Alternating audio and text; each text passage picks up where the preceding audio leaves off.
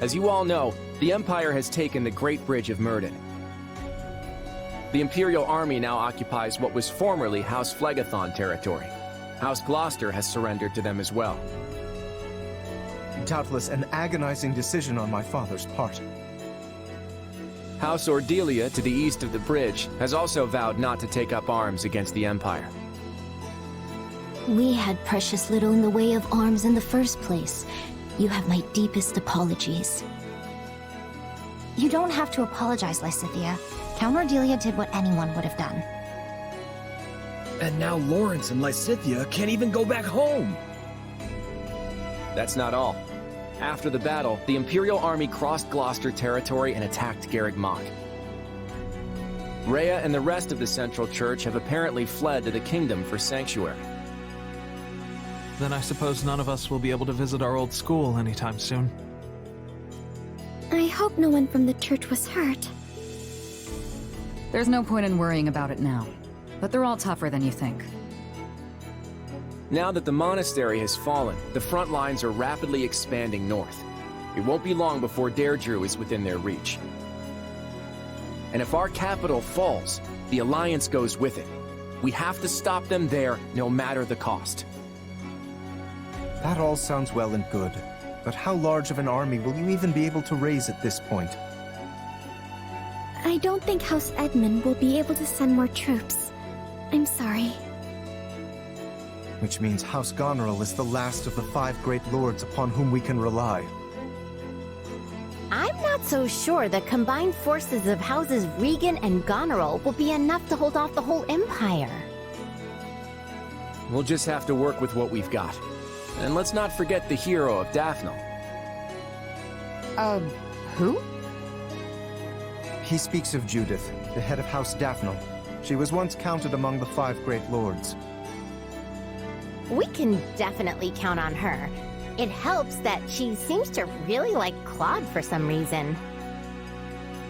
But we can't expect much from her in terms of sheer numbers. Any chance the kingdom could send troops? I doubt they'll have any to spare. They've just started engaging the Empire themselves over in the west of Fargus. And besides, I'm not sure how much we can really trust them. I still have no idea what's going on in Dimitri's head. Well, we have an idea of how big our army's gonna be, if nothing else. What's the plan? I'm still working that out. For now, all we can do is hold our ground and fight with everything we've got. You can always count on me! And my muscles! Thanks, Raphael. That unfounded confidence of yours is like music to my ears.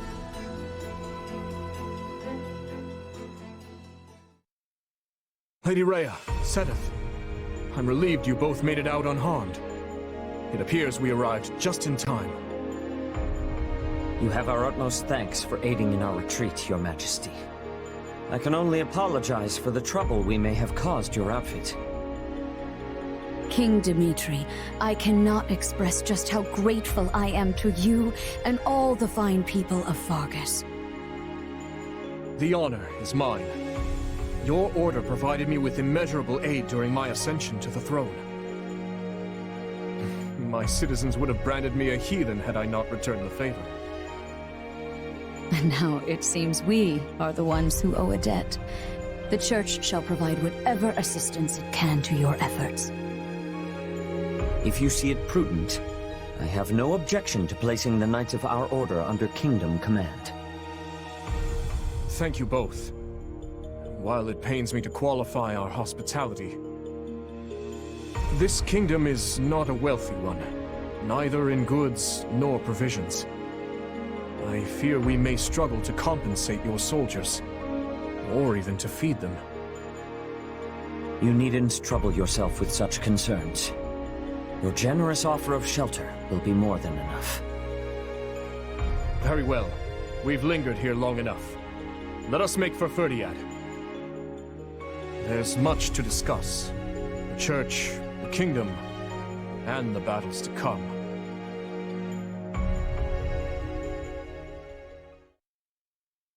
It seems the Leicester campaign is proceeding smoothly. Indeed. Count Gloucester's timely surrender allowed us to advance with minimal casualties. Ferdinand's battalion is tightening the noose around House Regan's territory as we speak. The Minister of Military Affairs is making the necessary preparations to move his forces into the Alliance as well. Once Count Burgleys takes the field, we won't have anything to worry about on that front. Yes. And at the moment, we have little choice but to divert most of our militants to our conflict with Fargus on the Western Front. I fear Count Rowe's abrupt change in allegiance will have only served to further provoke the Kingdom's army. Ah, yes, him. He disregarded our timetable and launched an attack on the Kingdom without our approval. And in doing so, has done nothing but make trouble for the Empire. Still, we can hardly afford to abandon him. We have led our vassals to believe the Empire will always come to their aid. What a troublesome policy that has turned out to be. The policy may be irksome, but we will not fail to honor it. Dispatch immediate reinforcements to Count Rowe. Understood. And what message shall I send to Count Burgleys? I'm still a little wary of the Alliance's plans, but tell him we leave matters in his capable hands.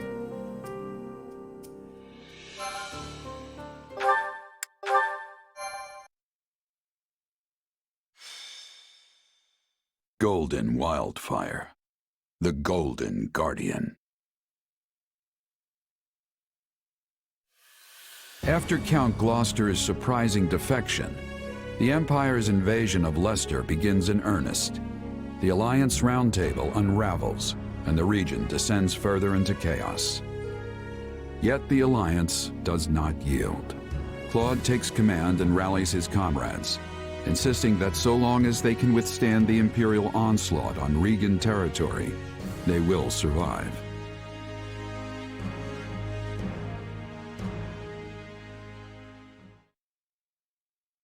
And that's where things are.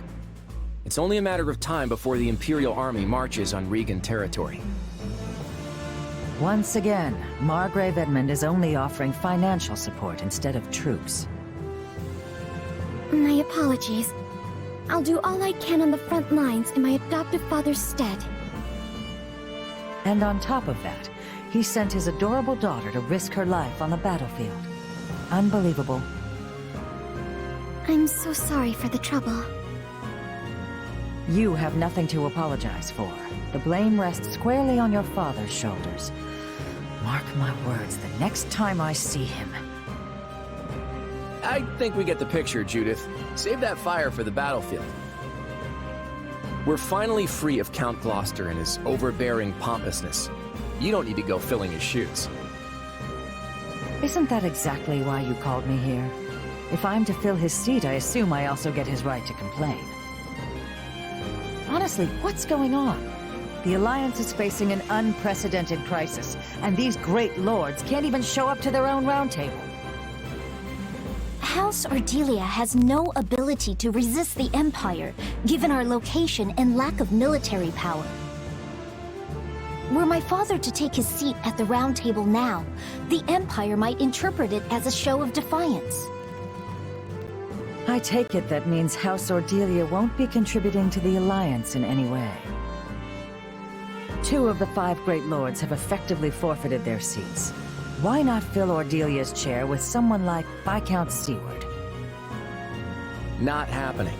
Can you imagine the fuss Albany and Burgundy would kick up when they learned we only asked Seward to participate? Those 3 houses have always been treated as equals. Besides, I doubt Viscount Burgundy could come even if we did invite him. House Burgundy's circumstances are much the same as House Ordelia's. In fact, their position may be even worse than ours. How are we supposed to stop the Empire like this? House Goneril was supposed to swoop in and save our skins, and even they couldn't bother to attend. Leave it to my brother to eat some bad mushrooms just before an important meeting. Don't you make excuses for him. If Holst couldn't make it, then the Duke should have come himself. House Goneril has already pledged their full support. They're not the problem here.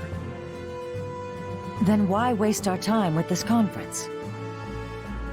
Our troops were provided by the Alliance's nobles. You know we can't act without a resolution from the Round Table, even if it is a mere formality.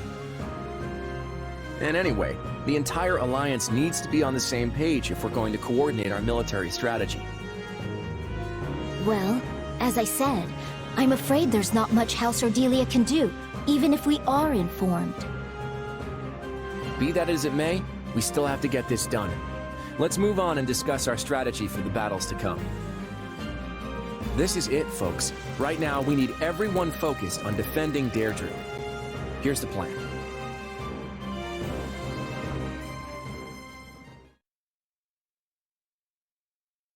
When we fought the Empire at the Great Bridge, it looked like they had a number of mercenary groups working for them. And yet, I didn't see any sign of Gerald's company among them.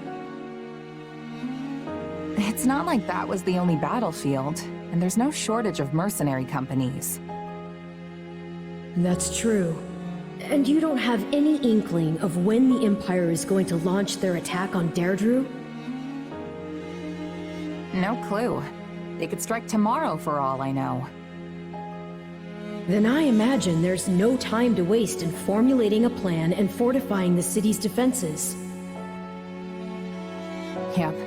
If we lose the initiative, the battle's practically over. If that's the case, then why are all of you just idling the days away? The army can't act until Claude returns from those meetings. It's like no one can even sneeze around here without it turning into an endless debate. A king or emperor can make things happen with a wave of their hand. But I guess it's not so simple when you're leading an alliance. Ruling by consensus may work in peacetime, but it seems to have a distinct disadvantage during a war. Hey, Claude's calling for us. Sounds like the round table's finally over. We better get going. If we don't hurry, all the food will be gone. It's not a banquet, you know. It's a war council. But yeah, we should move. I'll be right there.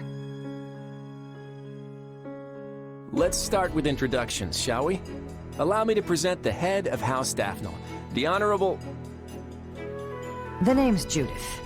I'm joining the War Council at the invitation of our Supreme Leader here. It is a pleasure to see you once more, Lady Judith. I am heartened to know that we will be fighting at your side. You're Gloucester's kid, right? You've grown into quite a handsome boy over the last few years. I'm sure all the men here seem like little boys to someone like Judith. Ah, Duke Goneril's daughter. You've grown quite lovely yourself. You'll be outshining me in no time. Are you kidding? I've got a long way to go before I can compete with you. I don't really know what you two were talking about, but I think I'm ready for it to be over. Let's start the briefing. So, you want us to hamper the Imperial Army's advance in order to delay their arrival at Deirdre? That's right. And we'll use every bit of time we gain to tighten up our defenses around the capital in preparation. Then we have to avoid losing too many of our allies before the battle in Deirdre. Exactly. Hold them off as best you can, but the second you're in any real danger, I want you to fall back.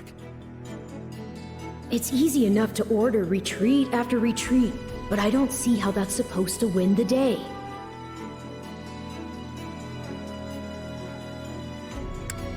Can you be more specific? How exactly are we going to slow down the Imperial Army?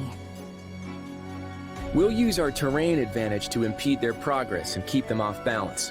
A small force should be more than enough to handle that. Ultimately, our goal is just to buy time until the defenses are ready. And if we can just stop them from taking Deirdre... Claude, I have to ask, are you keeping some kind of incredible top-secret plan from us? Sure, I may have something up my sleeve, but it won't amount to anything if we fail to protect Deirdre, I can promise you that.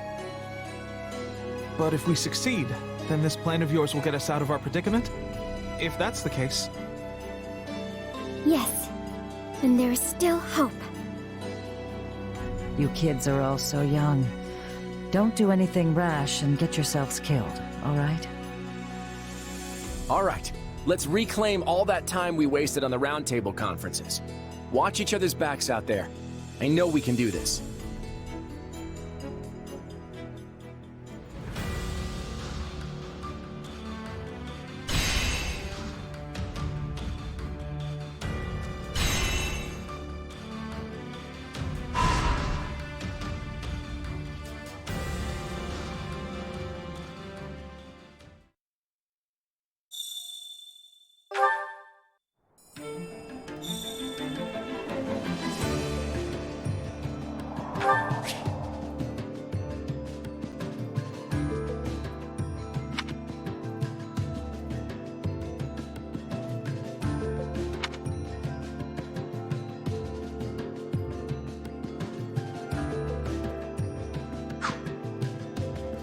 Got a minute?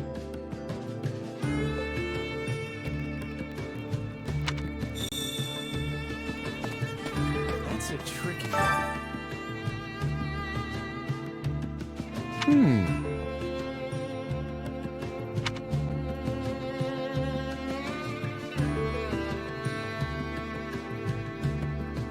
Are you sure?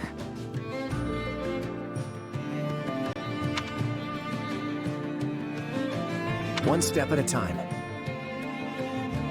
Anyway,